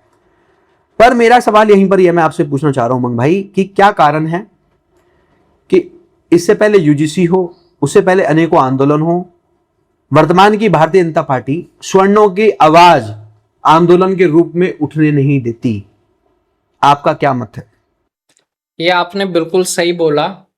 जो भ्रम की स्थिति फैलाई गई, और ऐसा नहीं सिर्फ पुलिस ने और बाकी लोगों ने फैलाई, आप यकीन नहीं करोगे, आरक्षण हटाओ आंदोलन में जो ये पेच बनाया, 6 मिलियन 7 मिलियन बोल रहे थे, उसने हमारे आंदोलन का एक भी उसके बारे में पोस्ट नहीं करा, लोगों को अवेयर नहीं करा, एक भी नहीं करा। और जिस बंदे ने बनाया उसने बोला फलाना व्यक्ति इसको संभाल लेगा। फलाना व्यक्ति चश्मे वाला? हाँ जी, चश्मे वाला, बिल्कुल आप सही कह रहे हो। इन्होंने ऑफिशियल ट्विटर अकाउंट बनाया, और आप उसके टाइमलाइन में जाओगे ना, आंदोलन हो गया और उसके 2 दिन बाद भी इस अकाउंट ने कुछ पोस्ट नहीं करा। और ये जो बोलते थे हम भैया असली हैं, हम भैया इनके स्पीकर हैं आरक्षण हटाओ आंदोलन के, ये आरक्षण हटाओ आंदोलन के स्पीकर नहीं थे, ये भाजपा और पुलिस के स्पीकर बन के बैठे हुए थे। ये तो बोल रहे थे परमिशन नहीं मिली, परमिशन नहीं मिली। अरे परमिशन नहीं मिली तो जंतर मंतर पे क्या चल रहा था? कोई जगराता थोड़ी चल रहा था, डांडिया थोड़ी चल रहा था, आंदोलन चल रहा था समाज का। और पुलिस ने ये बोला कि जब सब लोग जंतर मंतर आ गए, बोल रहे हैं कि रामलीला मैदान में परमिशन है, पहले बोल रहे थे परमिशन नहीं है, फिर बोल रहे परमिशन है, फिर उसके बाद बोल रहे कि यहाँ पे नहीं है, रामलीला मैदान में है। और हम लोगों ने कहा कि बटेंगे नहीं, क्योंकि मोदी जी ने कहा है बटोगे तो कटोगे। कटोगे। मुझे योगी जी ने बोला है। कोई भी बोले जी, लेकिन इन्होंने आंदोलन भी बांटने का काम करा और सवर्ण समाज को जातियों में, देश के लोगों को जातियों में बांटने का भी काम इन लोगों ने करा। वहीं पर ना मैं कुछ पोस्टें देख रहा था कुछ बहनों की। बहन तो बोलना नहीं चाहिए, मैं तो बोलूंगा कि आईटी सेल की चमची या फिर कुछ भी बोलूं। मैं महिलाओं की बड़ी रिस्पेक्ट करता हूं, बट उन्होंने रिस्पेक्ट वाला काम करा नहीं। मेरे को भी बहुत बुरा लगा कि वो लोग जैसी फैक्ट चेक शुरू होने लगा कि परमिशन नहीं है दिल्ली पुलिस के द्वारा, इमीडिएटली वो बोलने लगी कि एक तो ऐसी लाइन टो कर दी कि आंदोलन होने वाला था जो 21 तारीख को, ये सेम लाइन बता रहा हूं जो उस बहन नहीं बोलना चाहूंगा, क्या नाम दूं, मैं नाम भी देना नहीं चाहता, अपनी जुबान गंदी नहीं करना चाहता। उस लड़की ने वो लाइन टो करी और नैरेटिव सेंड करा कि हो ही नहीं रहा है, कि होना चाहता था, और पुलिस को ही और सरकार को गलियाना शुरू कर दिया। जहां पर परमिशन की ना तो रिसीविंग इन्होंने दी थी, इनकी तरफ से परमिशन कैंसिल हुई, ऐसी कोई खबर नहीं थी। आंदोलन हुआ तो क्या कहना चाहते हैं ऐसे लोगों से पहले कि शादी होने से पहले ये लोग शादी कैंसिल करवाने के चक्कर में लगे थे। ये बात है ना, ये वही लोग हैं ये जो बोलते हैं हम आरक्षण के लिए 10-10 साल से लिख रहे थे। झूठ बोलना कोई इनसे सीखे। ये जो लोग हैं ना, ये बोलते हैं कि ये दशकों से कार्य कर रहे हैं। और आपको एक बात बताऊं, हाँ। आरक्षण हटाओ आंदोलन जो हमारा 21 अगस्त को प्रोटेस्ट हो रहा था, उसके होने से 2 दिन पहले तक की पोस्ट इनकी देख लेना, इन्होंने एक शब्द नहीं लिखा। जब इनको लगा कि आरक्षण हटाओ आंदोलन में उमंग पुणे से दिल्ली आ गया है, उस दिन इन्होंने दिखावे के लिए 2 पोस्टें करी। और कौन से अकाउंट से करी? असली पेज से नहीं करा, 5 मिलियन से नहीं करा, जो ट्विटर पे इन्होंने अपना ऑफिशियल अनाउंस बोला है, इन मॉडलों ने वहां से नहीं करा। ये जो मॉडल थे ये किससे कर रहे हैं? छोटे मोटे अकाउंटों से कर रहे हैं, सिर्फ दिखावे के लिए। और जैसे पुलिस ने ये भ्रम फैलाना चालू किया, इस भ्रम को ये एम्पलीफाई कर रहे थे। जिन लोगों को ये पता है किसके अकाउंट को टैग नहीं करना, किसको लाइक नहीं करना, किस मैसेज को नहीं पहुंचने देना, ये ऐसे नेगेटिव मैसेजों को फैला रहे थे। और ये लोग आए भी नहीं। ये जो बोलते हैं ना कि भैया हम तो अपने समाज के लिए आवाज उठाते हैं, सब करते हैं, इन लोगों से एक फ्लाइट बुक नहीं हुई, इन लोगों से एक कदम नहीं चला गया। और जब आंदोलन खत्म हो गया उसका क्रेडिट खाने आ गए। पहले इन्होंने इग्नोर करा, फिर बोला परमिशन नहीं है, और जब हो गया तो फिर कह रहे हैं कि हमने आवाज उठाई, हमने ये करा, हमारा फलाना मॉडल स्टेज पे था। और आके वो व्यक्ति लोगों से बात नहीं कर रहा है, हमारे लोगों से नहीं पूछ रहा कितना काम किया, कैसे किया, क्या हो गया। वो कोने में खड़ा होके अपने गोदी मीडिया को बैठा के इंटरव्यू दे रहा है। हमारे तो समझ में ही नहीं आया, जो शिवम भाई, सुमित भाई जो परमिशन लिख के दिए, ये गोदी मीडिया इनको क्यों नहीं कर रही? मॉडलों को क्यों चमकाने में लग रहा है? ये मॉडल चमकाने आए या आंदोलन के बारे में देश को बताने आए हैं? इन लोगों ने जो कार्य करा है, सवर्ण समाज ने नोटिस करा है, ठीक है, और इन लोगों ने भ्रम फैलाया, आने नहीं क्रेडिट खाया, और इन लोगों ने कुछ नहीं किया, सिर्फ दलाली करी है। दलाली करी, हाँ जी बिल्कुल। इन लोगों ने बहुत दलाली करी है। और ये जो बोलते हैं दशकों से काम कर रहे हैं, मैं कहना चाहूंगा बहुत काम कर लिया, घर पे आराम करो। हमारे समाज को जरूरत नहीं है ऐसे लोगों की, जो कार्य होने से पहले उसको इग्नोर करे, होने लगे तो फल खाने आ जाए, और जो कार्य करने लगे उन लोगों को दबाने का कार्य करे ये लोग। अगर ऐसा काम करना है तो घर में बैठ के, आपकी जरूरत नहीं है। जो पार्टी आपको पैसा देती है उनके दफ्तरों में बैठो, आप पुलिस के नेशनल स्पीकर बनो, आपको जरूरत नहीं हमारे समाज के लिए काम करने के लिए, आप घर में बैठो, हम ऐसे लोग नहीं चाहिए। ठीक है। वहीं पर जैसे आप विरोध की बात कर रहे हैं, तो उसके अगले दिन 22 तारीख हुई, जैसे आपने बताया और हमने भी ऑब्जर्व करा कि सुमित और शिवम भाई दोनों हाउस अरेस्ट थे और एक जेल में थे। एक को हाउस अरेस्ट कर दिया, दूसरे को जेल में डाल हमारे दिया। लोगों से मिलने भी नहीं दिया गया सुमित भाई। तो मेरा यहीं पर सवाल है कि इसके साथ साथ हर्ष दुबे डिप्टी सीएम से जाकर मिलते हैं उत्तर प्रदेश के, तो आपका क्या मानना है? क्या ये सही हुआ, गलत हुआ, मिलना चाहिए था? और क्या ये इससे कुछ समाधान हुआ? क्योंकि 3-4 दिन हो चुके हैं अभी तक। हर्ष दुबे का हमको ये समझना होगा कि जब हम आंदोलन कॉल करते हैं, क्योंकि रिफॉर्म देश में बैठे हुए पार्लियामेंट उनके नेता को ही लाना है, क्योंकि अभी हमारे लोग नहीं बैठे हैं। तो हर्ष का मिलना एक पॉजिटिव साइन था कि लोग बात करने लगे और नेताओं के, उनके पार्टियों के विचार जानने बहुत जरूरी थे। हर्ष के जाने में हमें कोई दिक्कत नहीं है और उसने अच्छा काम किया। सारे नेताओं को, पक्ष विपक्ष को, सबको मिलना चाहिए था। पर हर्ष को अपनी शर्तों पे मिलना था। जो लोग काम कर रहे थे, जिन लोगों को हाउस अरेस्ट कर लिया गया, जेल में डाला गया हमारे शिवम भाई को, जब हमारे लोग जेलों में पड़े हों, जब हमारे लोग सड़कों में, हॉस्पिटल पे पड़े हो, तब आपको नेताओं से नहीं अपने लोगों से मिलने की जरूरत है।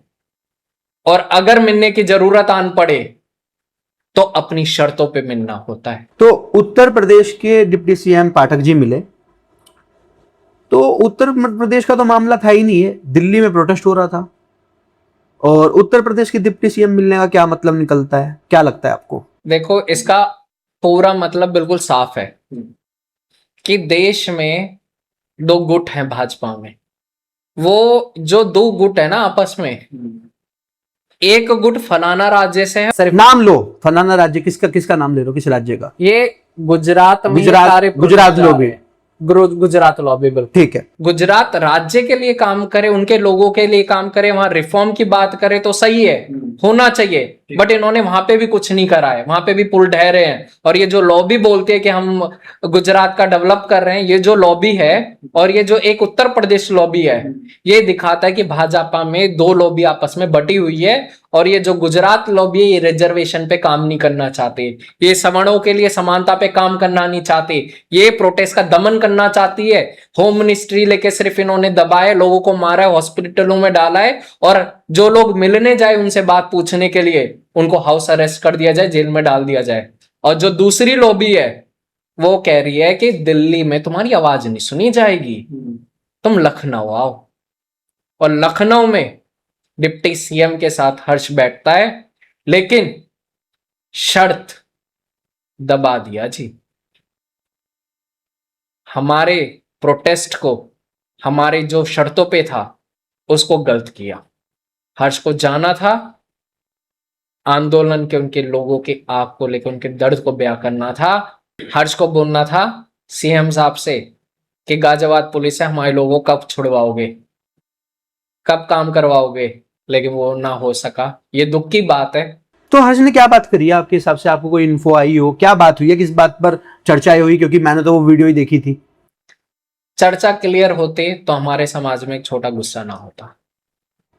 हमारे समाज की भूल यही होती है कि बहुत जल्दी लीडर बना दिए जाते हैं, और वो लीडर हमेशा धोखा देते आए हैं।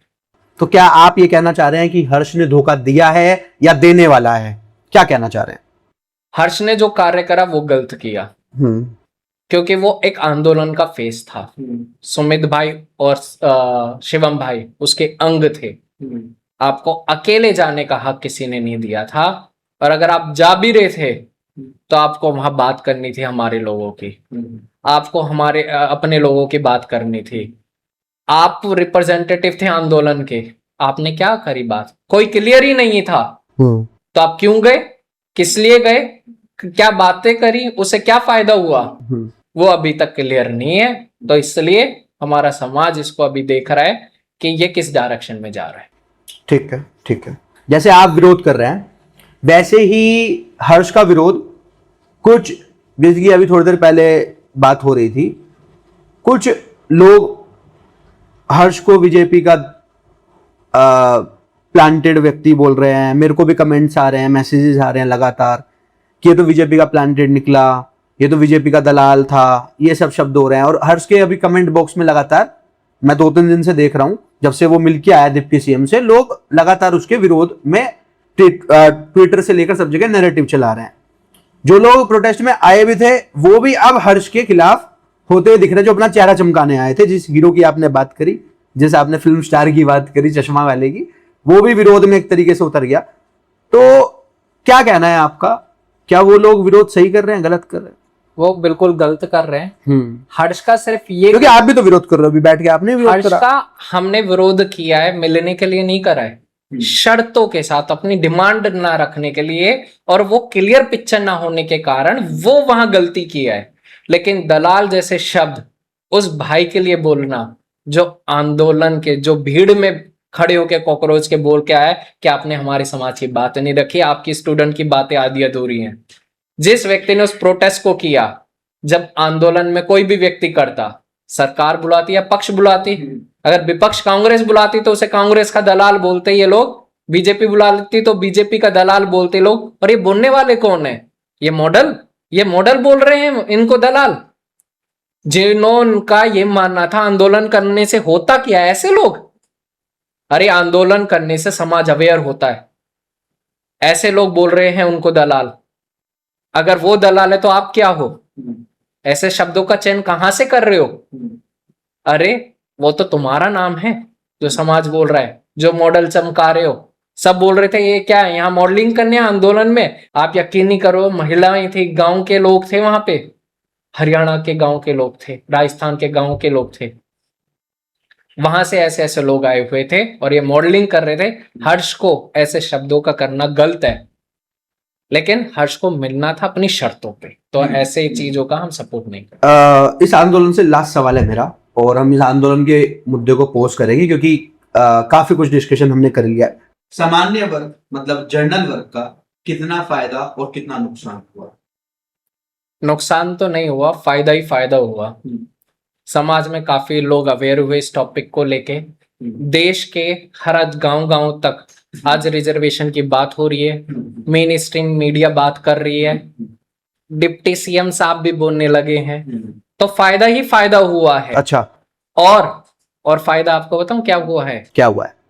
समाज के जो लोग थे ना, जो ये बोलते हैं दलाली वर्ड, वो लोग एक्सपोज हुए हैं। अच्छा, एक्सपोज भी हुए हैं? बिल्कुल एक्सपोज हुए हैं कि कौन काम कर रहा था और कौन पिक्चर खा रहा था। जो दिन भर पूरे साल टीवीओ पे बैठे रहते थे ना, जो ज्ञान बांटते थे, प्रोटेस्ट में नहीं थे वो लोग। जो बोलते थे समाज बुलाए हम खड़े हो जाएंगे, जब समाज वहां पे खड़ा थे, ये कहाँ खड़े थे? मैं बताऊं कहाँ खड़े थे? कहाँ खड़े थे? फैशन शो में खड़े थे। ठीक, ये पूरे आंदोलन की बात हो गई है। मेरा सीधा सा सवाल है आपसे, 2-3 सवाल है, सीधे से मेरे 2-4 सवाल हैं। मेरा पहला सवाल यह है कि रिजर्वेशन से आपको इश्यूज क्या हैं? अगर एक समाज को फायदा हो रहा है, क्योंकि आप लोगों ने भाई और हम लोगों ने भी हजारों सालों तक एक समाज के ऊपर अत्याचार करा, शोषण किया है भाई हमने, मतलब उनके नैरेटिव के हिसाब से शोषण किया है, तो आप लोगों को क्या दिक्कत हो गई भाई? क्या परेशानी हो गई कि भैया 80 साल से तो रिजर्वेशन मिल रहा है, 80 साल में दिक्कत होगी? 2000 सालों तक आपने पानी नहीं पीने दिया यार, 2000 सालों तक आपने घोड़ी पर नहीं चढ़ने दिया यार उनको। क्या बात कर रहे हैं आप? ये जो अज्ञान जो फैलाया गया है, ये बहुत बेहतरीन लेवल का है, जो आज लोग यकीन करने लगे हैं। जैसे बोलते हैं ना ये लोग, हम काम करने वाले मॉडर्न नहीं है, ऐसे ये झूठ फैलाया गया है कि हमारे साथ प्रताड़नाएं हुई हैं। मैं बताऊं क्या हुआ है? हमारे महर्षि वाल्मीकि जी, वो हमारे महर्षि है। स्वामी वेद व्यास जी जो मछुआरन के बच्चे थे, वो हमारे महर्षि पूजनीय हैं। हमारे समाज में कालिदास जी जो खुद लकड़हारा थे, उनको सम्मान दिया गया है। भारतीय समाज ने कभी किसी को दबाया नहीं है, हमेशा सम्मान किया है। और रिजर्वेशन से जो आप कह रहे हो ना कि कुछ लोगों को फायदा हो रहा है, तो आपको दिक्कत क्या है? दिक्कत यह है कि कुछ को हो रहा है। देश के बहुत बड़े वर्ग जो रियली में जिनको फायदा होना चाहिए उनको नहीं हो रहा है। पार्लियामेंट में बैठे हुए लोग जिनपे पॉलिटिकल पावर है, गाड़ी है, बंगला है, सिक्योरिटी है, उनको क्यों रिजर्वेशन चाहिए? उनके गांव के लोगों को क्यों नहीं चाहिए? हमारे गरीब लोगों को क्यों नहीं चाहिए? क्या पार्लियामेंट में बैठे हुए लोगों को रिजर्वेशन चाहिए? उनपे पॉलिटिकल पावर है, गाड़ी है, बंगला है, क्या उनको रिजर्वेशन की जरूरत है? रिजर्वेशन मिलना चाहिए हमें गांव के बैठे हुए लोगों को, हमारे गरीब लोगों को, उसी समाज में जो गरीब किसान है उन लोगों के लिए, उन लोगों के लिए नहीं बना है कि आप रिजर्वेशन लेते रहो अपना फायदा। देश का गरीब कहाँ जाएगा? हम समानता की बात कर रहे हैं, हम रिजर्वेशन से अगर फायदा है, कितना फायदा है चर्चा तो कर लो, क्या दिक्कत है? रिजर्वेशन रिफॉर्म में हमारे लोगों की क्या डिमांड है? क्या पार्लियामेंट में तो लाओ, चर्चा तो करो, कितनों को फायदा हुआ, कितनों को नहीं हो रहा है। मुझे कोई बता रहा था भाजपा वाला, नंबर नहीं है, नहीं लाएंगे बिल, ना पक्ष लाएगा ना विपक्ष लाएगा, कभी नहीं लाएगा। मैंने कहा एक बात बताओ, जब तुम्हारे डिलिमिटेशन के लिए, महिलाओं के आरक्षण के लिए जब तुम ला रहे थे, तुम पे नंबर थे कि नहीं थे? तो रिजर्वेशन के लिए आप पार्लियामेंट में लाओ, चर्चा तो करो, गिर जाने दो बिल, देश को पता तो चले कितने लोगों को फायदा हुआ है, कितने लोग आज भी गरीबी में सह रहे हैं, और कितनी पार्लियामेंट में बैठे हुए लोग इस रिजर्वेशन का फायदा ले रहे हैं।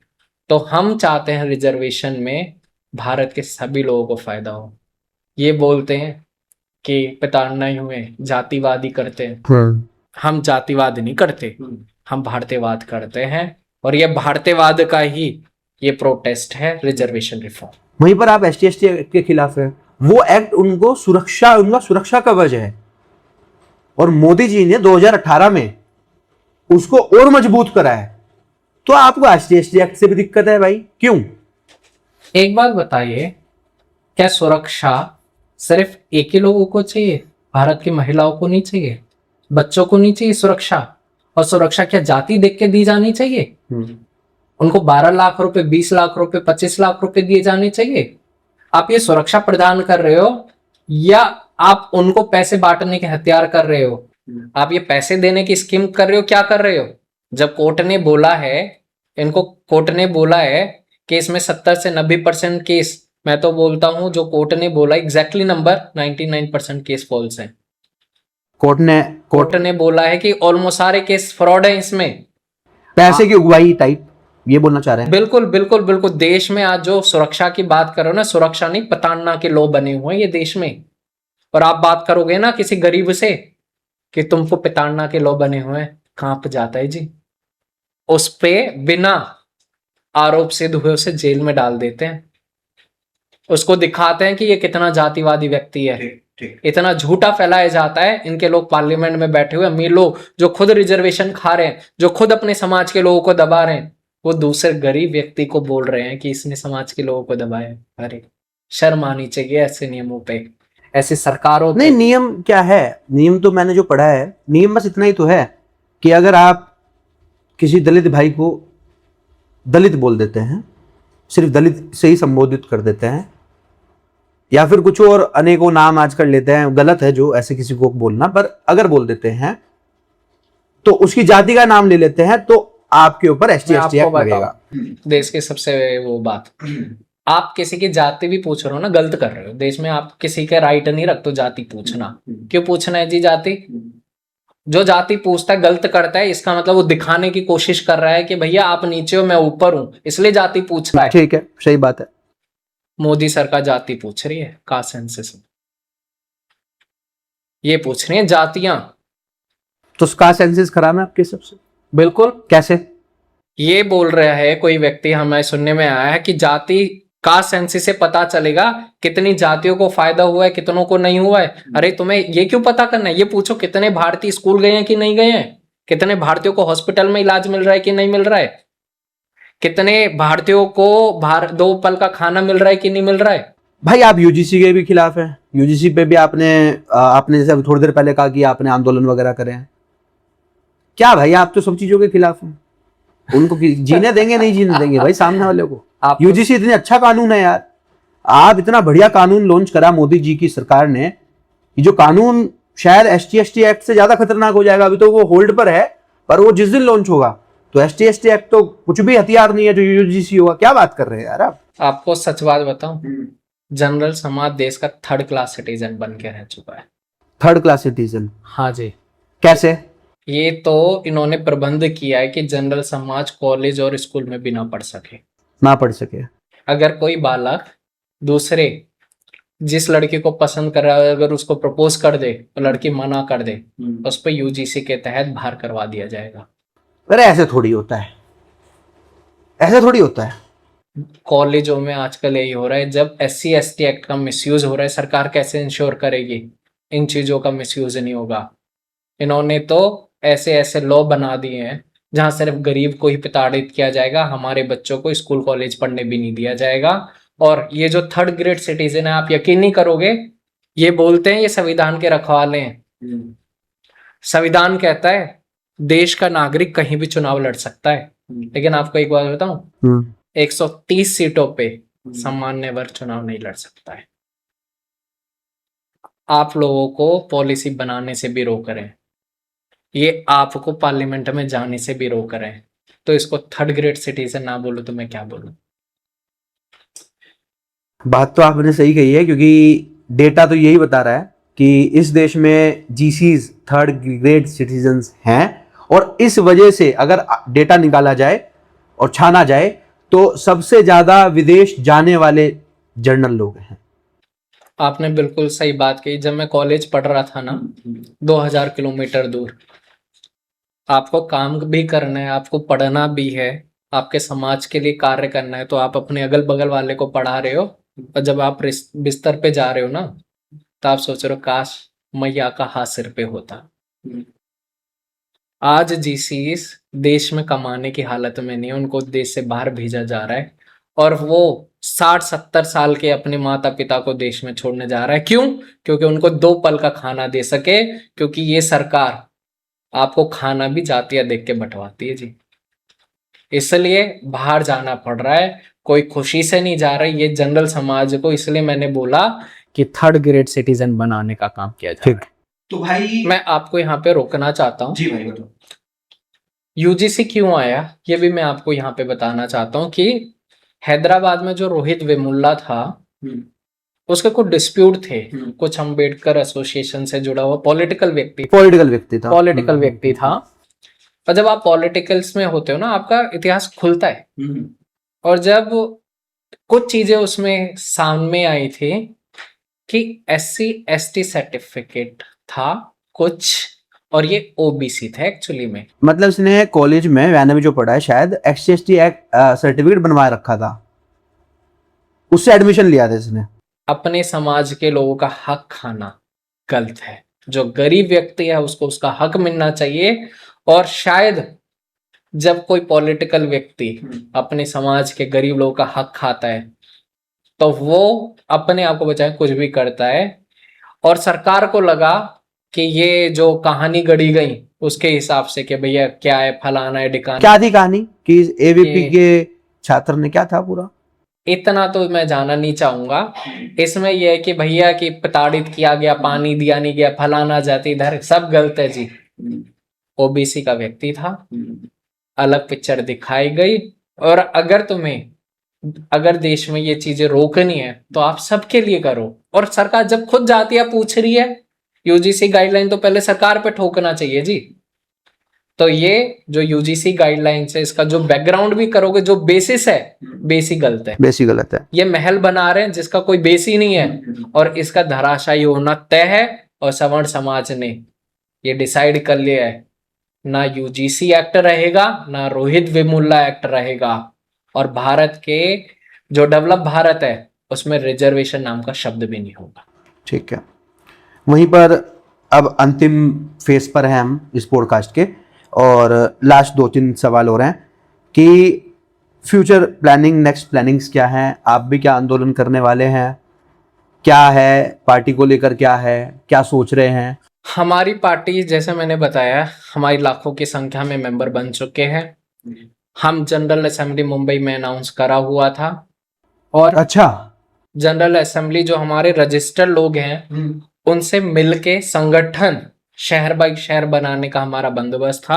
हमारा पहला मीटअप मुंबई में हो गया था, अरेंजमेंट में करके आ चुका था। और जैसे ही हर्ष भाई ने आरक्षण हटाओ आंदोलन कॉल किया, हमने उसको पोस्टपोन किया और अपनी सारी एनर्जी इस आंदोलन को सफल बनाने में लग गई। सुमित भाई के साथ, शिवम भाई के साथ, उनके साथ खड़े रहे और इस आंदोलन को, नैरेटिव जो फॉल्स फैला रहे थे, हमने उसको भी धाराशायी किया।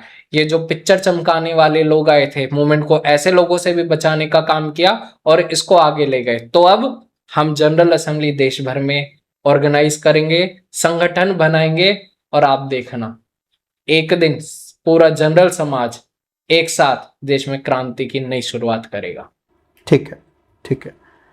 पूरे देश भर में आप इलेक्शन की तैयारी करेंगे, तो क्या अगला जो इलेक्शन है सर 2029 का, या उससे पहले कुछ सोचा है, कुछ प्लान्स हैं इलेक्शन लड़ने के? बिल्कुल, हमारा तो प्लान क्लियर है। हम तो चाहते हैं कि हमें लड़ना ना पड़े, ये सरकार ही कर दे, झंझटी खत्म हो जाए, रिजर्वेशन रिफॉर्म हो जाए, SC/ST एक्ट में बदलाव हो जाए, तो हम लोग अपनी एनर्जी को और किसी कार्य में लगाएं। लेकिन अगर नहीं होता है तो जो हम अपने 5,000 से ज्यादा सवर्ण लीडर बनाएंगे, जनरल लीडर बनाएंगे, उनको पार्लियामेंट में भी भेजेंगे। हर जगह ऐसी भेजेंगे जहां हम अपने लोगों की बात कर सके, अपने समाज के लोग बात कर सके और जातिवाद को हटा के भारतीयवाद का रूप दिलवा सके। ठीक है। अभी तक आप अपनी पार्टी में कितने लोग रजिस्ट्रेशन करा चुके, कितने लोगों का? हमारी पार्टी में आज की तारीख में 1 लाख के ऊपर रजिस्ट्रेशन हो चुका है। ठीक है, 1 लाख हो चुका है। तो पार्टी रजिस्टर हुई है? पार्टी अभी रजिस्टर नहीं हुई है, इसका प्रोसेस चल रहा है। हमारा प्लान ये है कि जो हमारी जनरल असेंबलीज चल रही हैं, क्योंकि ये तो किसी एक की नहीं है, ये तो हमारे समाज की है, और हम जब इस उद्देश्य को कर रहे थे, जब हमने जनरल जनता पार्टी लॉन्च करी, जो हमारा पिन पोस्ट भी है उसमें हमने लिखा साफ, पास में बहुत ऑर्गेनाइजेशन आए, बहुत ऑर्गेनाइज दलाली करके चले गए। अब भविष्य में किसी और पार्टी को आने की जरूरत नहीं है, क्योंकि हम अपनी ईमानदारी से, निष्ठा से इतना कार्य करेंगे, अब और किसी को आने की जरूरत नहीं है। ठीक है। अगर आपकी इच्छा है, आप समाज में बदलाव लाने की क्षमता रखते हो, और आपको बताऊं, हम ये बिलीव नहीं करते कि उमंग भाई कोई जिम्मेदारी देगा। हमारा मानना यह है कि जिम्मेदारी, दीनी जिम्मेदारी ली जाती है। और हमारे समाज को, जो आप कह रहे थे ना, बहुत लीडर है, मुझे पता है इस पॉडकास्ट के बाद बहुत सारे हमारे समाज के लीडर आके कहेंगे कि उमंग भाई मैं ये जिम्मेदारी लेना चाहता हूँ, इस एरिया में लेना चाहता हूँ, इस शहर में लेना चाहता हूँ, और उस आधार पे उनसे मिलने के बाद तब हम अपने कार्य को आगे बढ़ाएंगे और रजिस्ट्रेशन को सफल करेंगे। ठीक है, ठीक है। लास्ट 2-3 सवाल हैं। आपका सबसे बड़ा विरोधी आप किसको देखते हैं? भारतीय जनता पार्टी, कांग्रेस, सपा, आम आदमी पार्टी, या अन्य जितनी भी पार्टियां हैं, सबसे बड़ा आपका दुश्मन कौन है? हमारा दुश्मन सिर्फ एक है। कौन? जो जातिवाद में भरोसा करता है। और आपने जितनी पार्टी, आप नहीं करते? हम बिल्कुल नहीं करते जी। हमारा मानना है कि सारा देश सामान्य है, कोई VIP नहीं है, और देश की जितनी पार्टियां हैं, आपको एक बात बताऊं, जिनमें नाम लिया, कुछ कहेंगे कि भैया हम यादवों के नेता हैं, कुछ कहेंगे हम मुसलमानों के नेता हैं। अरे नेता तो देश का होता है। हमारा जनरल समाज कहता रहा, हमें ग्रंथों को, बहुत सी पार्टियां कहते हैं हम हिंदुत्ववादी पार्टी हैं। अरे हिंदुत्ववादी पार्टी होती तो तुमको पता होता, एक राजा पिता समान होता है जिसके लिए प्रजा सब बराबर होती है। ये हिंदू धर्म को भी नहीं मानते सर, ये जातिवाद को मानते हैं। तो हमारा अराइवल, हमारे दुश्मन ये जातिवाद पे भरोसा करने वाले लोग हैं, और कोई पार्टी नहीं है। अच्छा, एक चीज और उमंग भाई, मैं ऑब्जर्व कर रहा था, और जब मैं रिसर्च कर रहा था आपके बारे में, टीम से भी करा रहा था, तो बताया मुझे टीम ने भी, और पता मेरे को चला, जब मैंने और डीप रिसर्च करी, मेरे को पता चला यार FIR करवाए बैठे, और हमारे, मुझे तो पता नहीं था कि एक अपराधी के साथ आज पॉडकास्ट हो रहा है। ये अपराधी हैं, इन्होंने बहुत बड़ा अपराध किया है। अपराध क्या है उमंग भाई, पहले तो वो बताइए, और FIR क्यों हुई थी, क्या थी वो पूरी घटना, वो बता के जाइए। आप ऐसे कैसे छोड़ेंगे आपको? जनरल जनता है हम तो, जनरल समाज देश में पैदा होते ही अपराधी हो जाता है। लेकिन जब हम कार्य कर रहे थे ना, तो यही BJP के दलाल, दूसरी पार्टियों के दलाल बोल रहे थे ये हमारी फलाना फोटो को एडिट किया हुआ है। मतलब कोई बुरखा बुरखा पहना दिए थे, ये जो मॉडल की टीम है ना, ये जो मॉडल की टीम है, इन्हीं से ही। भैया तुम कहाँ पहन रहे हो, किसने पहना है, हमें क्या मतलब उसमें। हम दिन रात अपने काम पे एक्शन में करने वाले। आप में से एक एक दिन का हिसाब पूछोगे ना, मैं एक एक दिन का, एक एक महीने का। बुर्का पहना देना मतलब फोटो पे? इनके कोई ग्रुप का जी बात था, पता नहीं इन्होंने कौन से देश से सपोर्ट मांगा, क्या मांगा या नहीं मांगा, हमें ये भी नहीं पता। तो कुछ लोगों ने ट्विटरों पे इनके लिए कुछ फोटो वोटो डाल दी थी, हमें कोई मतलब नहीं था, क्योंकि ये मॉडलों का ग्रुप जनरल समाज में उठते हुए लोगों को सही डायरेक्शन में नहीं देख सकता है।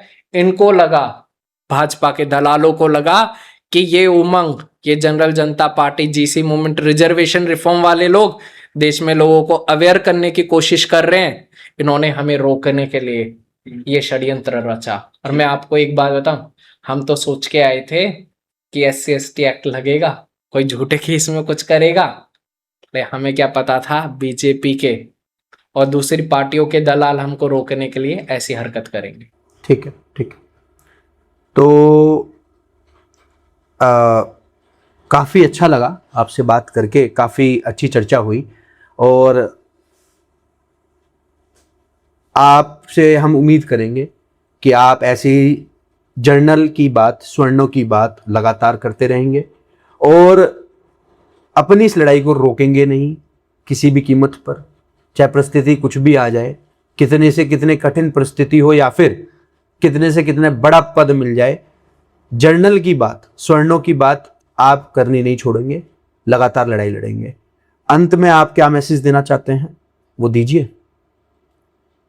मैं यही कहना चाहूंगा कि ये जो लड़ाई है, ये भारत के गरीब की लड़ाई है, ये उस व्यक्ति की लड़ाई है जिसकी आवाज आज कहीं नहीं है, और ये आवाज तभी उठेगी जब आप खड़े होंगे। आपको अपने भविष्य के लिए, क्योंकि भारत का बहुत बड़ा तबका है, ये डेवलप भारत चाहता है, और उस डेवलप भारत के लिए हम सबकी भागीदारी होगी, और उस भागीदारी के लिए ही बहुत सारी पॉलिसी को अपडेट कराना होगा, और जिसमें रिजर्वेशन रिफॉर्म, SC/ST एक्ट सबसे बहुत बड़ी जरूरत है। और देश के लोग, देश के युवा आगे बढ़ के आइए और ऐसी क्रांति में पार्टिसिपेट लीजिए जो विश्व में कभी नहीं होने वाली। हर देश में एक वक्त आता है, जो वक्त एक चैप्टर बदलता है और वो युग उस देश की हो जाती है। ये वही युग है। हम लोगों को धन्यवाद देना चाहिए कि ये क्रांति हमारे समय में आने वाली है, और आप जल्द देखेगा कि देश की तकदीर में रिजर्वेशन जैसा सब हटने वाला है। रिफॉर्म होने वाला है, हटने वाला है? कंफ्यूज करके जा रहे हो एंड में। रिफॉर्म शुरुआत है, और अंत में भारत के सारे लोग ऐसे सक्षम हो जाएंगे कि किसी को इसकी जरूरत नहीं पड़ेगी। ठीक है। अंत में हमारे चैनल को सब्सक्राइब करने के लिए बोलिए। लोग करते नहीं है, पूरी पूरी वीडियो देख के जाते हैं। काफी ऐसे कम लोग हैं जी जो गरीबों की हक के लिए उनको मंच देते हैं, बिना जात पात देखे, बिना कोई एजेंडा देखे। तो मैं अतुल भाई का दिल से धन्यवाद देना चाहूंगा, जो प्रोटेस्ट में भी थे, जिन्होंने रिफॉर्म की बात भी करी, देश के लिए मंच प्रदान करा, और आज जनरल समाज को एक मौका दिया कि वो अपनी बात को रख सके और हम भी अपनी बात रख सके। दिल से धन्यवाद भाई। भाई धन्यवाद, और best of luck in future, और इस लड़ाई को रोकना नहीं। धन्यवाद।